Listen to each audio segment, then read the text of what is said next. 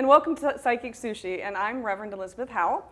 Thank you for joining us today, and today I have my special guest, JD Aricchi, and he is a spirit artist. Yes. And I'm really excited to have you on today because this is one of my favorite. It's art and it's about spirit, so it's terrific. So it's really cool because people come in and they can walk away with an piece of artwork after having a spiritual kind of encounter or reading with you, so to speak. And so JD, how did you, first of all, you're in the area, right? Yeah, I live in West Salem currently. Okay. I've been here 5 years-ish. Okay. And you're originally from? Originally New Jersey, by way of Florida, upstate New York, and then Ohio. Well, I think we're all misplaced at some point, you know. You get made around, but you're back. You're here, planted here, and, Yes. and firmly affixed to Medina area, Brunswick, and everything. And you started doing this, the artwork. How long ago did you start up with the artwork? Going on about 12 years that I've been doing this style, this type, this purpose. I was always an artist, you know, growing up and things like that, but I didn't really start pursuing it until I kind of was on more of a spiritual path. Now, and describe what is a spirit art, art drawing or a spirit drawing. In essence, it's in a way like a reading. What I do is I start to draw, I state the intent of the person that I'm drawing for, that it's in there for their highest and best interest. So from there, I kind of get a few flashes of shapes, very simple shapes, because it's a lot more difficult to think of the whole picture and then try and draw it. So the process is kind of, it evolves as it goes. So I get a few basic shapes. I start to put chalk on the paper. As I'm doing that, I see things kind of popping out, if you will. Depending on the piece that I'm working on and the energy that's coming through it, at times I will actually see like shadows and what I call lines of light, and I literally am just tracing it out. It's kind of things just appear to me on the paper. When you say you see, you're talking as in like psychically, clairvoyantly? Talk much? No. I would say it's along the lines of clairvoyantly. Okay, all right. It's a combination of things, because while I'm drawing, I get impressions of certain things. I get a little bit of feeling things along the lines of an empathic type modality. Certain things I get a sense of knowing, and also what's going on in the picture. Like, for example, I'll kind of see something in the picture, and when I go to shade in spots to kind of draw it out more, it changes. So when I first started, I used to think I messed up, but it was actually it changing. And what it started with and what it changes to usually has meaning in itself. Okay. So it's kind of it's a little out there, but there's a lot of flux in it. It's not a rigid process at all. Right. So when you say, when you're kind of doing a reading and you're picking up on your psychic, how long have you known that you've been psychic? That would be about 12 years as well, because the two kind of came together at once with a lot of unignorable signs pointing me in a direction. So tell us, what happened though? Were you like, woke up and just went, oh, okay, I can see, spirits, I can see things around people, or was it something that just kind of, it graduated? It was a bit of a gradual process. I guess you could say gradual, but gradual. I drug my feet on it a lot. In the whole kind of trying to, it's a big pill to swallow and trying to see how things work. But I guess you could say I was smart enough to not ignore some of the things that happened. Basically, the short of the story, or if I can make it a short story, I had moved up to upstate New York. I was new in the area. I was really looking for a change in my life. I didn't want everything to be about the 40-hour work week, and that was my existence. I really was looking for something more meaningful. It took me a while to find a decent job in upstate New York. Finally did. Had been introduced to one of the spiritualist churches up there via a reader at a fair.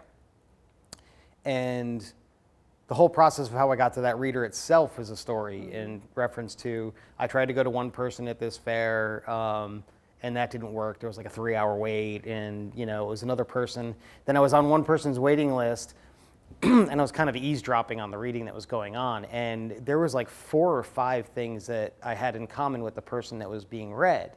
So it kind of just clicked in my head, well, maybe I need to go to her, So anyway, she had told me about the spiritualist church, and at the time I had a question that was kind of bugging me, and I was kind of getting stupid over, and so it was a yes or no. I wanted a yes or no answer. And I had been exposed to some similar things at a metaphysical church down in Florida.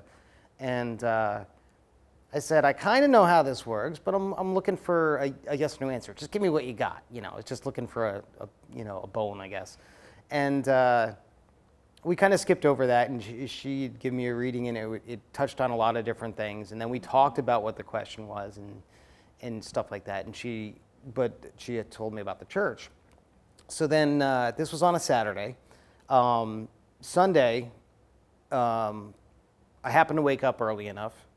I was 50-50. My friend woke up. If she wanted to go, I was going to go. If not, I didn't care. So she wanted to go, so we went. In part of you know this, of course, part of the spiritualist service is mediumship, gallery style. Right. It was a guest speaker that day. It wasn't even the regular pastor. And they get to the message part of the service, and the gentleman asked me if I'd like a message. So yeah, sure, And he said, the answer to the question you've been posing to the universe is yes. So I asked a question the day before to a complete different person. The next day, bam, right in my face, yes. My jaw dropped, and I was like, okay. So your spirit guides were working, yes, moving you in the right direction. Yes, and I have some strong stubborn tendencies, so they usually make it pretty obvious when I need to go in a direction. So I got involved with it, and that was what I was looking for, become involved with something. Something spiritual, something uplifting, more meaningful, positive, yeah. Meaningful, and okay, yeah. So, all of us are looking in that direction. But now the art aspect, it just merged. I mean, where you had an interest in commercial art or art, and then you just kind of said, "Oh, I'm going to sit down, and this just happens." Well, when I was younger, it was really just more of expression. I did art for 2 reasons: either I was ticked off and trying to express that, or I was trying to make money at it. And back then, I didn't have that as most people would think of an artist as that drive to express themselves like creatively. To me, it was just ideas and plans and things like that. So I had tried going to school for commercial art, and I was there for a little over a year. That didn't really work.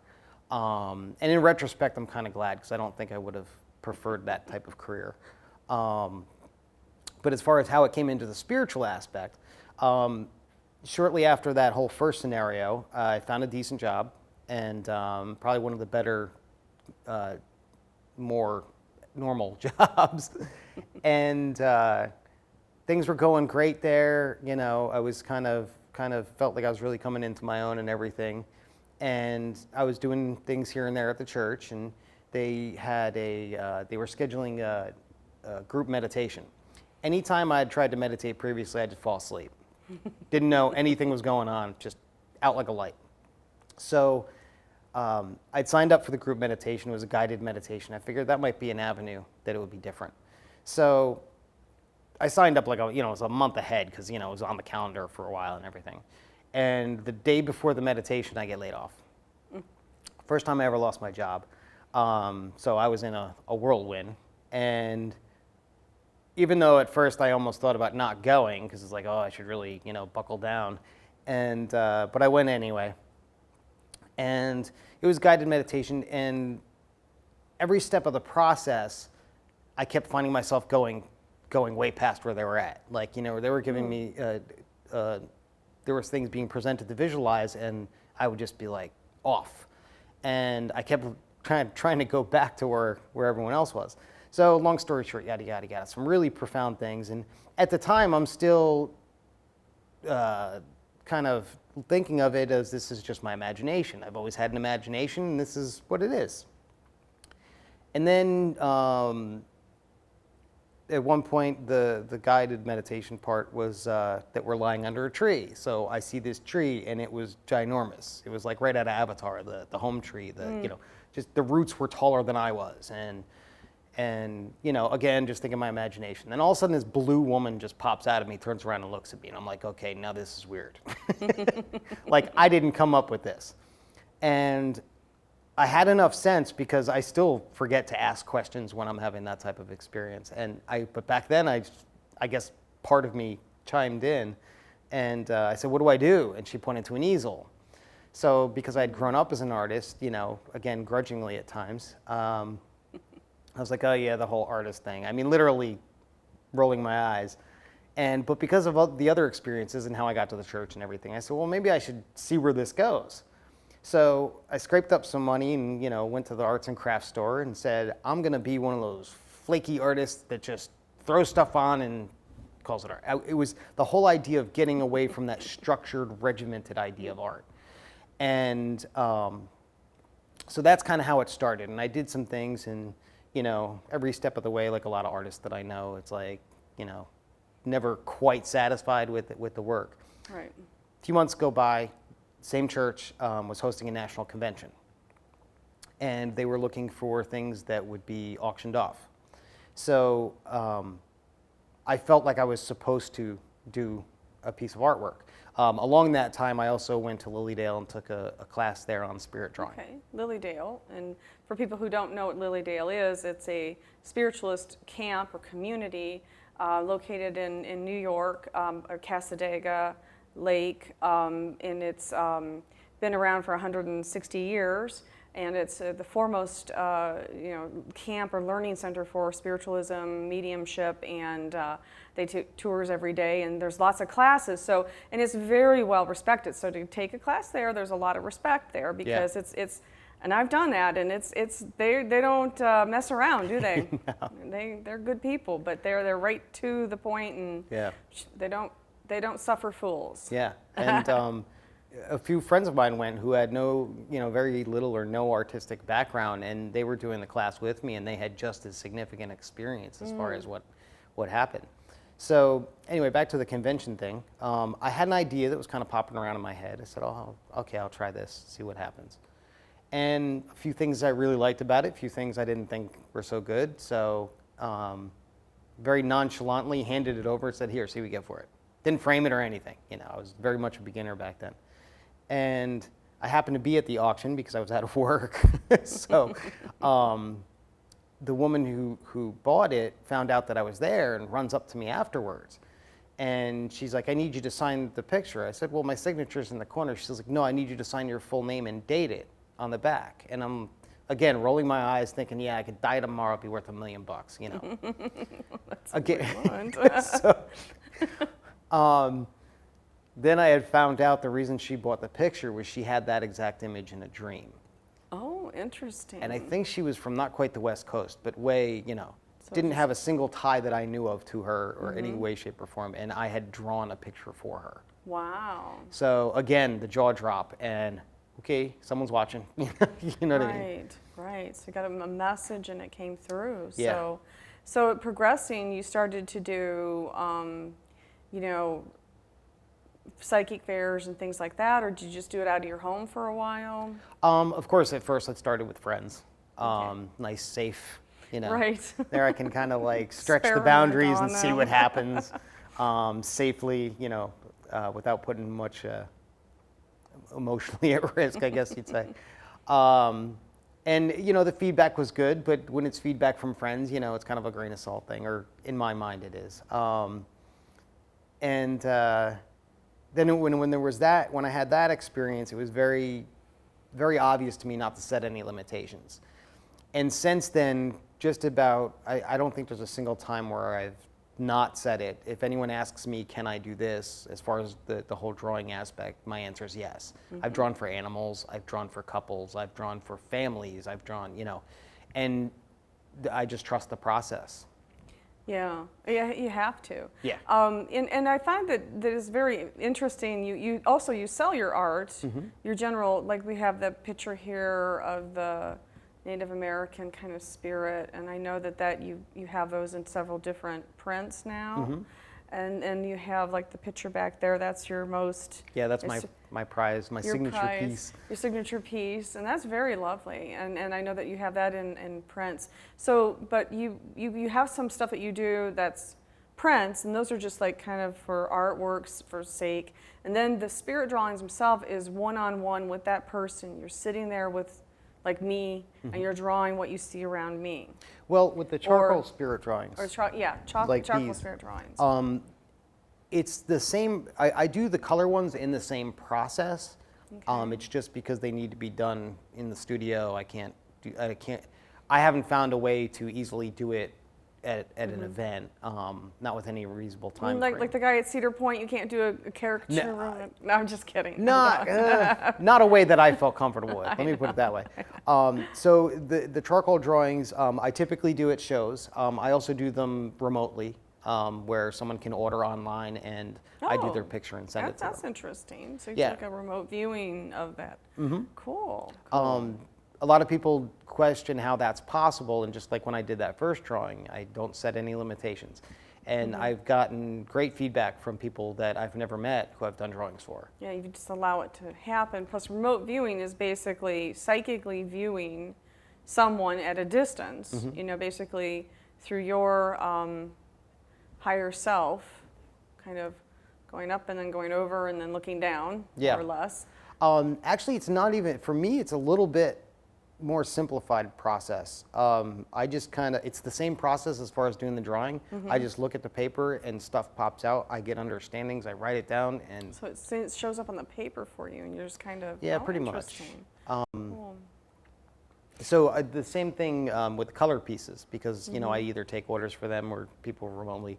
A lot of those come, but just like in a tarot deck or with crystals or with anything, I mean everything's energy, but anything that people identify, different people will resonate with the same vibration, the same symbology. So that's why I make the prints available for other people as well. Right, like the Native American spirit. So the charcoal drawings, now you were doing that yesterday at my event that, you know, not a lot of people came to, but that's okay. So we had this wonderful event, and you were doing the charcoal drawings, and people got, you know, what I think is fun is they get to walk away with something. Yes. You know, they get to walk away with, you know, somebody would get a reading and they'd be like, you know, what am I got a tape, or maybe some notes I've scribbled. Right. But for you, with you, you get a piece of artwork, you can frame it so that people can take it. And you put a matting on right. it. And so how many, did you do yesterday? I did, yesterday I did one. because nobody, see, we had this really, yeah, that's okay. But you do this, you also go around to you go to bookstores, you go to other events shops. and metaphysical shops and stuff. So, you do that. And you also teach classes on how to do this. So someone out there, says, hey, I do art and I'm also psychic and I would like to learn how to put it together. So you teach some classes. I do, but the whole artist thing is really not a requirement at all. Okay, so I don't do art, but I'm somewhat psychic and I want to learn to do it. Or just a curiosity. I'm curious. So you don't think art, so okay, cool. Because what I found in the classes, and the real irony in it, is people who have an artistic background or experience, even if they just doodle, have an idea of whether they can or cannot draw. And the people who typically don't have any art background don't think they can draw. So there's interesting things that happen, whereas the people with the artistic background are literally trying to draw a picture, which isn't really what the process is. It's more of putting the chalk on the paper in a way that feels correct, and then looking into it, seeing what's there, as opposed to saying, okay, I'm going to draw a rabbit, Okay, so it kind of looks like, because I know the one you did yesterday with the gentleman, like it kind of looked like a dragon. Right. And then we were like going, that looks like a dragon. And then I just said, well, the other dragon, there's another dragon. They go, what? And I go, well, the one from the Never-Ending Story. They were laughing. Because you could see things, and you could see in the drawing things were shifting and moving even as you were looking, which was really fascinating. Yes, it tends to be a lot of what I call ghostly images, as far as they kind of just pop out here and there. And that's the additional thing that with the whole spirit drawing thing is I do an interpretation. It's kind of like the base meaning, the main message that's trying to get through right now. And then from there, it's something you can work with. You don't even have to meditate on it. If you have it hanging on the wall, you glance at it, you think you see something. Most people will either try and find it or just dismiss it. But if they ask themselves, what does that mean? And I kind of go over the structure that I've put together as far as like, if something shows in the top of the picture, it's more of a spiritual nature. If it's in the middle of the picture, it's more a mental processing kind of nature. And if it's down on the bottom, it's a physical. And then the left is past, right is future. Okay. When viewing it. All right. I'm turned around. So it's actually a tool that they can use as well. And I've had people years later find things in the drawings they never saw before and have complete relevance. Wow, interesting. So and then I could learn to do that if I took a class with you. You kind of would show how to get that process going. And on top of teaching, and you were out and about and at a lot of different shops and stuff. But you also have the etherical oracle. Ethereal oracle. The etherical oracle. And it's really fascinating. An oracle, first of all, an oracle deck, of course, we know is not a tarot deck. It's an oracle deck is a what? Similar to a tarot, and for those who aren't familiar with tarot, it's they're divination cards. Cards that are meant to give an understanding.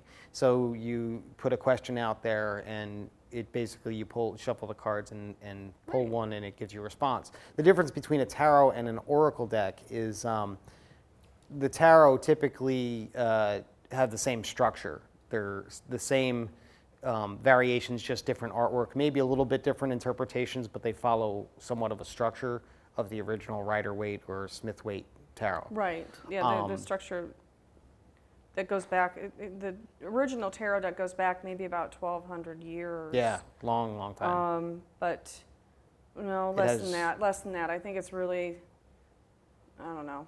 I thought it was a while ago, maybe 1,000. But yeah, they have a set structure how they do it. So an oracle deck is more free flow. Yes. I would say it's more like you said, you have a question in your mind.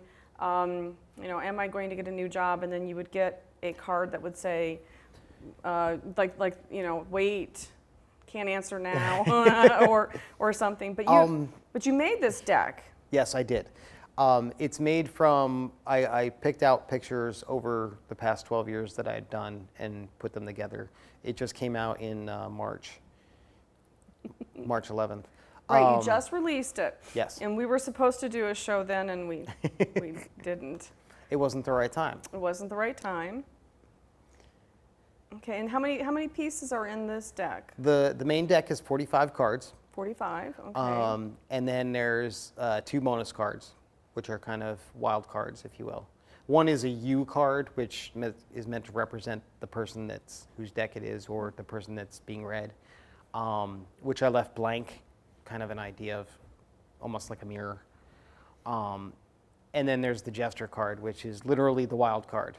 Okay. I thought I'd throw that in for fun, because we all get to those points where we're asking questions we already know the answer to, or we're asking over and over again, and we know what the answer is, we just don't want to listen. There's the Jester and there's the U card. Yeah. Interesting. So the Jester's meant to be there. We're like, you have all this stuff, and it's probably contradicting the last reading you did, and then the Jester shows up. It's like, it's kind of like, I don't want to say it's mocking you, but it's kind of like poking at you, like, Now, what gave you an idea for doing an oracle deck? Was it just the progression of your art, and you kind of felt, I've been doing all these paintings, and they all have meanings at some level, or? That started quite a while ago, and a lot of people had suggested that I do an oracle deck or a tarot deck, etc. And I had started giving it some serious thought. Now, the thing is, this is the debut deck. This is the first deck. There are actually 3 decks that I have planned to do. The next would be my version of a traditional tarot, but Oh, that would be fun. yeah. So, but it's a lot of cards, it's a lot of art, so it's taking a little time. It is. So this is basically, did you self-publish or is this through a? This is self-published, printed in the United States. Even the Yay, bags. go American printers. Even the bags are sewn by a local artisan. Oh, how cool. So it's very much like more of a handcrafted, it's Yes. kind of personal in that sense for you. And also the cards are one of the things I liked, and I think so far people are pretty happy with is the size is a regular poker deck. Because traditional tarot cards is substantially larger. Yeah, well, yeah. And then and some oracle decks, the Doreen Virtues, they're Right. huge. Yeah. They're very big and hard to handle. And yes, these are kind of in your hands, easily to move, manipulate. Right. And So yeah. So now would someone like just pick 3 cards? Is that it? And then you look up the meaning? I set up currently on the instruction sheet that comes with it, which is a kind of a in a nutshell version, is a couple of different spreads. One being mind, body, spirit spread, and one being past, present, future. Now, Okay. with my work and with the cards themselves, kind of the purpose is more towards guidance. So it may not be like, for the example of like, the new job question or something like that. It may not say, yeah, it's not going to give you so much a yes or no as this path, this is the way to get to this path, Right. or this is what will be achieved this way, and give you options. Or if you're trying to achieve a goal, what it is you need to change. Like self-help and Right. clarity towards More of an empowerment than empowerment. right. There, that's a good term. Empowerment and self-empowerment and self-healing, maybe. Yes. Yes. Okay. Because that's usually why we're not proceeding anyway. This is true. This is true. So, so you came together, you brought this together, and you published it, went out on the limb, and the sales are roaring, right? Yes. Yes, they are. I think they should be. They have been. And how would, if I wanted, to get these, are they in, bookstores, or do you have to go to your website? I have them in several locations now, which I don't have yet on the website. I plan on making a page that's dedicated to places that have my works, and they also have my prints available, which would include Goddess Elite in North Olmsted, Earth Mothers in Medina, Spirit Apothecary in Bedford, and I know I'm missing some. That's okay. Oh, I should have wrote them down. What is it? Yeah, so there's lots of locations, but you'll be able, if somebody went to your website or They can order on the website, they can order on the website, which is infinitecreations.net. okay. We'll put that up in at the end of the show, Oh, so people terrific. can get that. So, and right now, and you do you like I said, you made this deck. You're selling them, and so you're going to do tarot, which is Yes. going to be fun. I was hoping maybe we could. I don't think you could do a picture for me, could you? Right now? Yeah. Oh, I didn't bring. You didn't bring your stuff. No, I didn't bring. I caught him. I'd get chalk I all would've- over everything. That's okay. Well, I got you stuck there. Interesting though. I didn't think of Well, did you dream about this deck, or did it just like when you put the meanings to the paintings? What happened? How'd you get that together? Similar theme to like doing the spirit drawings and with the regular work, as far as the spirit level, the mind level, and the body level, past and future. Various different things. The color representation. Yeah, notice you have a lot of very colorful. They're very colorful. There's lots of pinks and blues, and I feel personally the color is the most significant part.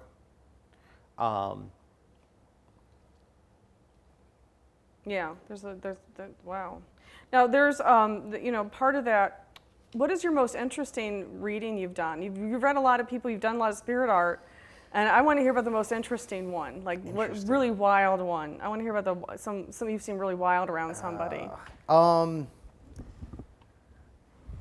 I'm trying to think of what would be a lot of interesting ones.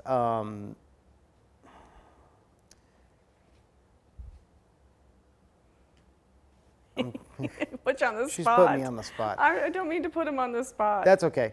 Because I've seen some wild ones you've done. I mean, I Yeah. sit there and go like, whoa. Well, and back in the beginning, you know, once in a while, it took me a while. There was a couple things that took me a while to really learn, and I still at times, you know, kind of trip over is the empathic aspect. There's been times where I'm doing a drawing and I hate the drawing. I'm just like, oh, this is horrible. And realized I was picking it up from the person. That's the way they were feeling. Oh. So it's like sometimes the image is, and that's a little bit of a trick, is being an artist, you know, I kind of want it to look a certain way, but also being intuitive and trusting, it's representing what's being shown. So sometimes it doesn't look how I want it to, it's looking how it's supposed to look because it's supposed to convey a message. So interesting ones. I'll put it in a passive manner. There's been drawings that I've done that the message that I delivered, I wouldn't have been able to have just said. Mm-hmm. And that's one of the really kind of neat things that I find. Like certain subjects or things that are a little iffy, I tend to get a little skittish on, like I'm afraid to kind of touch on. And I'm not sure that's what's being shown. It may just be an impression. So what'll happen is I go through a process where I'm like, well, how do I give a message on this based on my reaction is to it? And then I put that in words that the person understands that means something totally different, but because I went through that process of rephrasing it, so it's kind of like, it's not literal. Like what I see isn't necessarily literal. Like, I'm trying to think of a good example. Like there was one message that I had given that had to do with this person, their spirit was driving what was going on in their life. Kind of like their super consciousness, their mind, nothing to do with it, their physical world plans, nothing to do with it. It was very impulsive. And it was kind of their spirit driving it. And it wound up being a message that I wouldn't have been able to deliver. It's not something that I would have been able to say to someone. But it got that message through because there was things going on in their life that was literally happening and being driven to that were not conscious choices, were not stopping to think about anything. So it was very relevant, and I know it didn't sound all that interesting, but the circumstances were. I just don't want to share it. Well, okay, no, that's not Yeah. client. Maybe the client's watching, and they'll go, ah. Hopefully, right? What that was talking about. But so when you do these drawings, and again, you say you let it kind of like you look at the paper, and the drawing comes out, and you just move your hand, or more or less.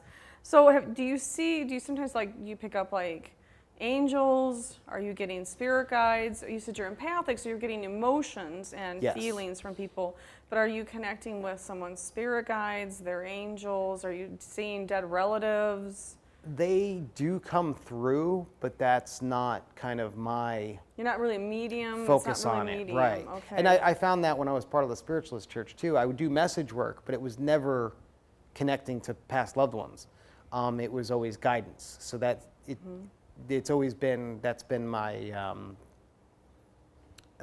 my pillar, I guess, you know, as far as what kind of the purpose of my work. But I have had people that I have, deceased loved ones have absolutely appeared in the picture without. Oh. Well, speaking of interesting stories, that was a good one. Trying to remember everything is tricky. I had done, it was a color picture I had done, and it was a wedding gift. It was a gift for the bride and groom. And in the picture, there's kind of like these three angelic creatures, but there's three of them. And there was a male, a female, and then a young girl. And I was like, okay, well, maybe, you know, this is future children. Didn't know. So I was a little bit, you know, of course, because I have a tendency to question everything.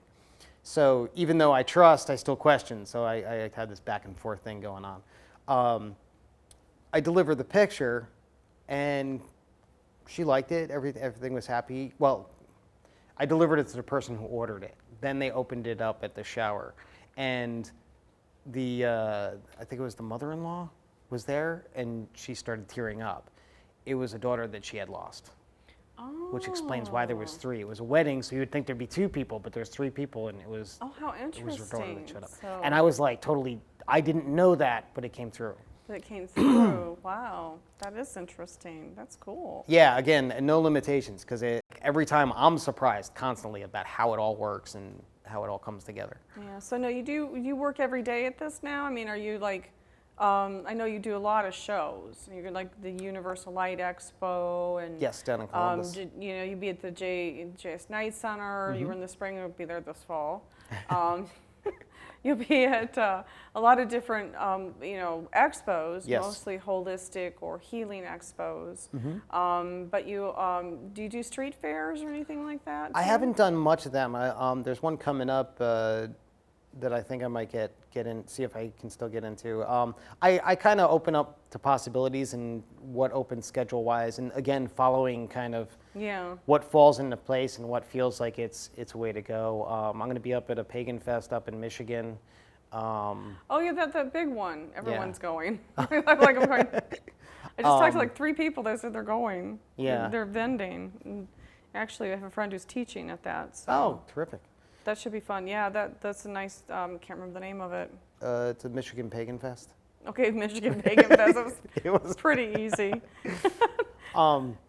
But too easy to remember. That's what it is. yeah. Now with the stores also, if I remember correctly, like Goddess Elite and Earth Mothers and Spirit of Apothecary, they also carry your prints. Yes. So you can go and get, like, someone can go buy some prints to hang on your wall. Plus, at the expos, in your booth, you sell all these prints. Yeah, I and usually stuff. sell prints as well. So so you can get, so someone could get something personalized from you, or they can get a print. Oh. I know that we got. There's that one I've seen. Yes, also the Silver Branch up in Ashtabula. Silver Branch, yes.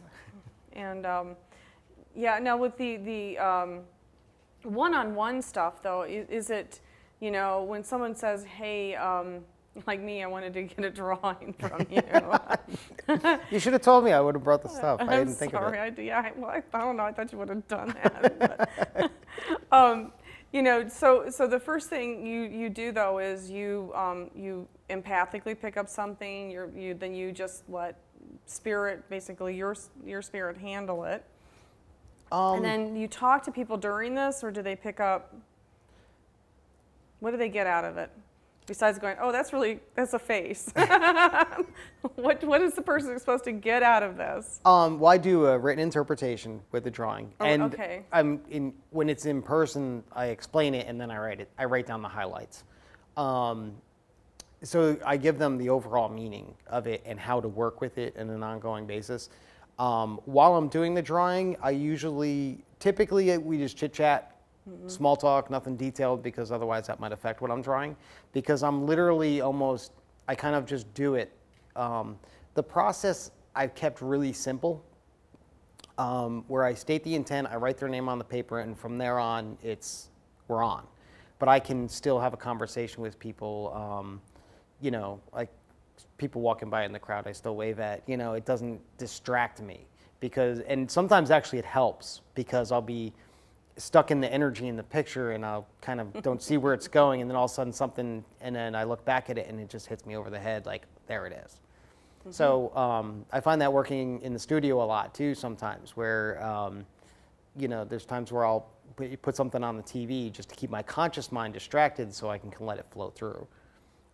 So and then you get a handwritten interpretation too, Yes. so you can go like, well, and I can look back at it and go, okay, that's what he said. I don't really remember, but then that explains the creepy face over here. Have you encountered anything really scary when you've been doing this? Anything super scary, or just super, well, besides being super positive, because I know that this is a very positive experience for somebody. You don't sit around and draw something really horrible. Most of the stuff is very, positive. As you said, it's guidance. It's guidance. But have you ever seen anything that end up being kind of like, whoa, what was that? I have not. I have had people see something in the drawing, and I walk them through the process of where is it showing up, what is it doing, is it in the past or is it in the future? A lot of times, especially when someone's overcoming some difficult situations, or there will be like negative stuff that is visibly negative in the past. As far as going towards it, generally not, because the whole point is learning the lesson about it. Right. Like the negative things that pop up in our life is to teach us things. And if we learn those things, kind of when it's the saying I like to use, if you don't listen to the nudge, it's going to turn into a shove. So when you're kind of getting poked in a direction and you're not paying attention, and it will eventually become more. So if you learn it nip it in the bud, you kind of work on it and from the beginning and follow your path, as opposed to letting it get to worst case scenario before you pay attention. So you haven't seen any paintings like Dorian Gray paintings or anything? No. I was like, I feel like that one day we're going to somebody's energy, I'd be like, oh my God. I will explain to you later why that's funny, but I'm not going to say it on camera. Oh, I picked on something. Yeah, but it's not. It's a future something. It's a future something. It has to do with one of the tarot cards. Oh, okay. Yeah, I was like, okay. Well, it looks like when I'm looking at the Oracle deck, though, it looks a lot like a very dream landscape kind of stuff. So, do you also draw you draw your dreams? Do you have any really wild dreams that you've put down to color? No. No. No. You don't share those? I just don't. I don't typically do the artwork for those. I'll write down I dabble in dream interpretation, and usually when I have a dream, I'll really sit there and try and process it and figure it out. I had a dream last night, and I had a dream that I was at a discount drug mart, and I got I went in to buy something, walked back out, and 5 feet of snow fell from the sky, covered my car. So what does that mean? 5 feet of snow. 5 feet of snow. My car was covered up. What was it like when you first walked in? It was like a beautiful summer day. It was a beautiful summer day, and then all of a sudden, and then I walked back out of discount drug mart, and there was 5 feet of snow. So you felt like you're being buried. I guess. Is that what that means? I would say that typically that would be general overwhelmment. Okay. Because I was like in my dream, and I kept going. But also because you had previously mentioned how you like the cold preferred to the hot. Yeah. That there could be kind of almost a being overloaded with what you think you want, as opposed to. In the dream, I just remember going, it doesn't typically snow this time of year. Why is there 5 feet of snow on there? So if somebody had a dream, so you can interpret dreams, and that's part of your. Yeah, I do a bit of that. I did at one point. At one point, I was doing an online show like once a week, and I would alternate like a chat room type thing. Oh, like that. I know a lady makes a lot of money interpreting dreams. Yeah. I found some really, and that's another interesting thing. And I suggest to people after I do the drawing for them, when they think they see something, dream dictionaries are a great resource. Yes, they are. are. If something shows up or references to totem animals. And I won't push a particular book because it's like the one you have or the one you have readily access to is going to be the one your guides use the reference from. So. Oh, that's kind of a reverse process. Okay, so your guides, they read the book and then they're going like, we'll show you. If you think about it this way, if your guide's trying to get a message through to you, they're going to use what you have readily available before they're going to say, oh, well, this book is correct as opposed to that one. You know what I mean? I see. So if you have a book, it's probably the one they're making the references to. Okay. Not because they've read, well, they don't have to read it. It's all kind of mushy on that level. I understand what you're saying. So, okay, now that's cool. So dream interpretation. Now, do you have any classes coming up? Not currently. The schedule's been a little bit hectic lately. So, but as soon as they're available, I'll put them on the website again. Okay, because I think that would be fun. I think someone who says, "Hey, I think I want to learn to do this." Not too many art schools go.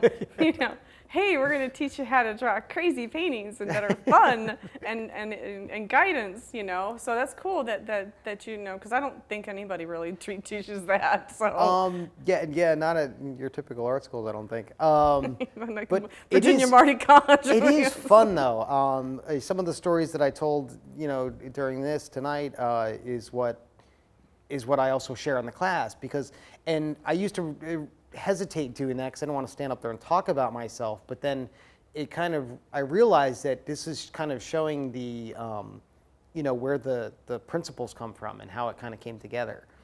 So it's kind of a demonstration of what's possible to kind of break that idea of I can or can't draw. And in the classes also, they tend to be pretty fun because I try and keep it light and fun. Yeah, the producer of the show, Lou, took a class with you. Oh, did she? Yeah. That's why we had you on too, because she was like, "We got to get him on." She enjoyed your class down at Earth Mothers. Oh, okay. Yeah. Oh wow, that's great. I didn't know that. Yeah, she's the producer when she's here. When she's not working her day job. But one of the funny things that happens, and I kind of poke at it, because I like to be a little bit of a brat about things, just in a fun sort of way, is that sometimes you get people that they look at their drawing, they put chalk on the paper, and all they see is chalk. They don't see a picture. Mm-hmm. They don't see any images.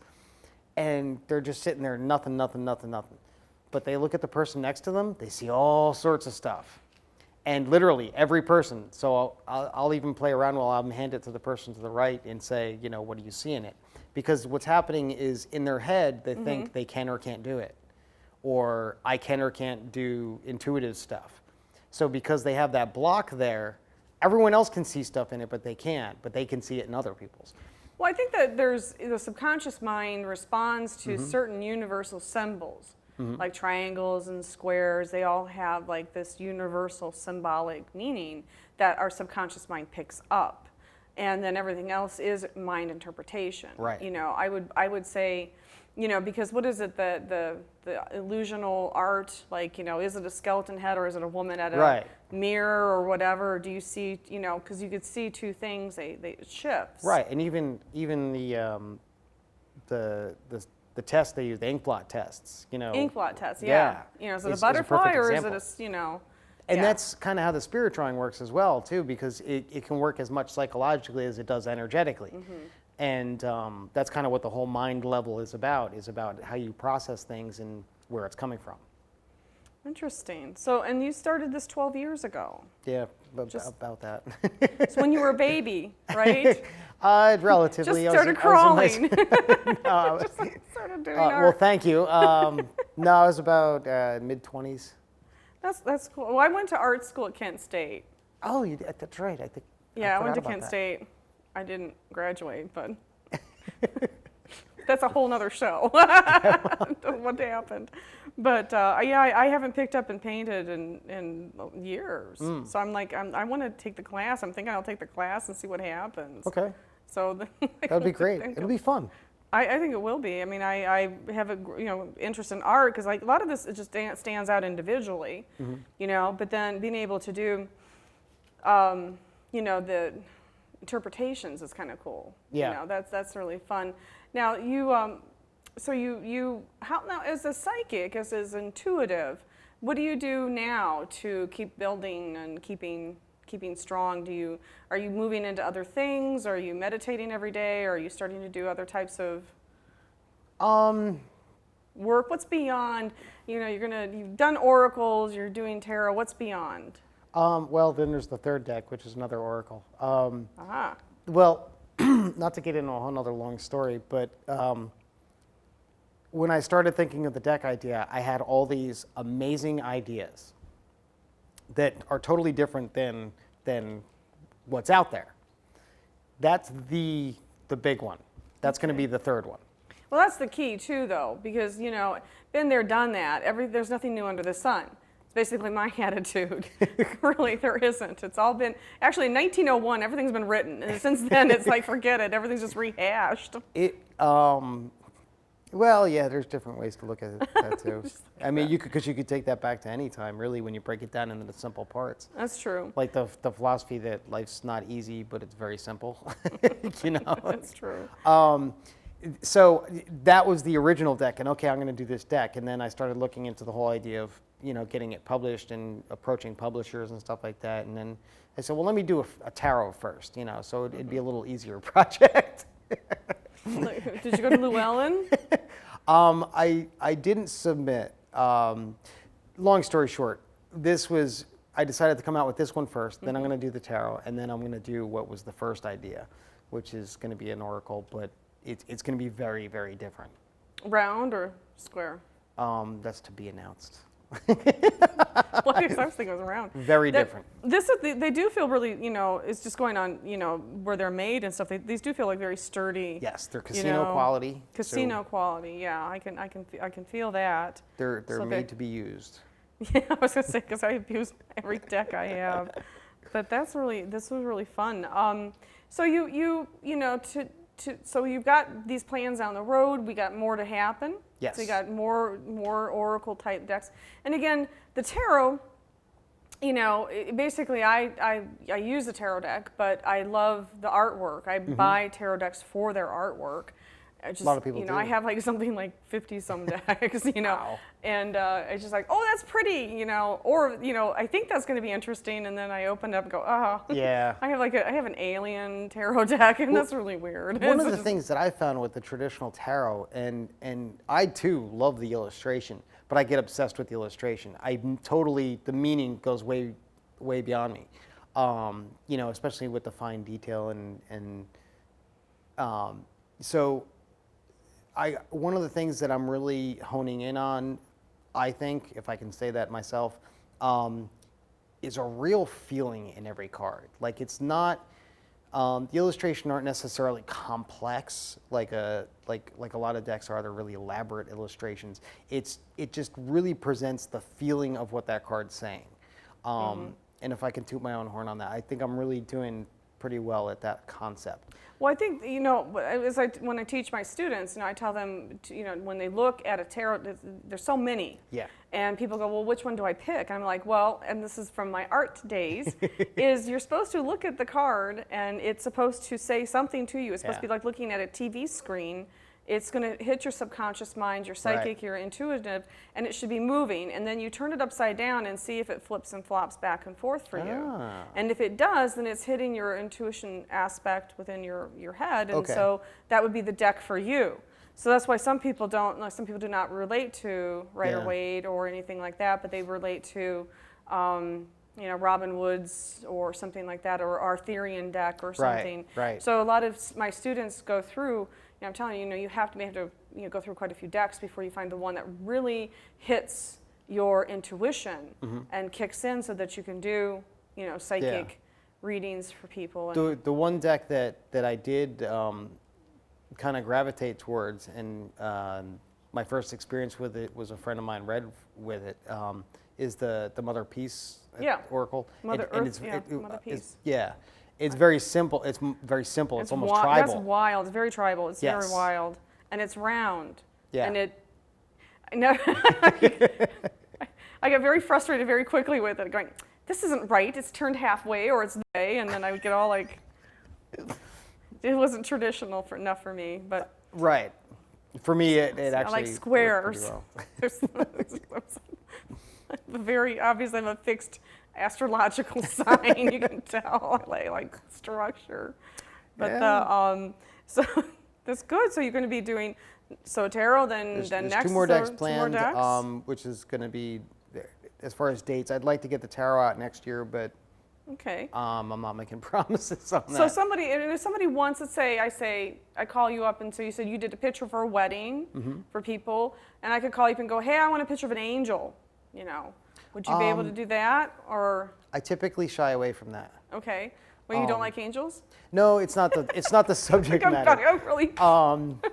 It hurts when I draw them. No, it's not necessarily the subject matter. It's the idea of trying to do something specific. Okay, I see. So you're more like, I say I want a drawing for so and so. Bev, right? And then you'll be tuned into Bev's wave, or yes. Okay. I do dabble in other stuff, like a little bit of graphic design here and there, things like that, which obviously that is a little bit more specified. But I shy away from the specific, like, I want you to draw this type stuff. So if people want to order the Oracle now, they go to your website, or they can go to several of the shops we mentioned.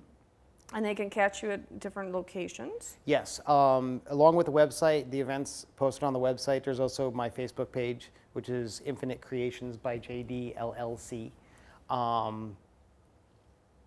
which you can also, it should be pretty searchable, pretty easily to find. I discovered yesterday nobody does Facebook anymore. Really?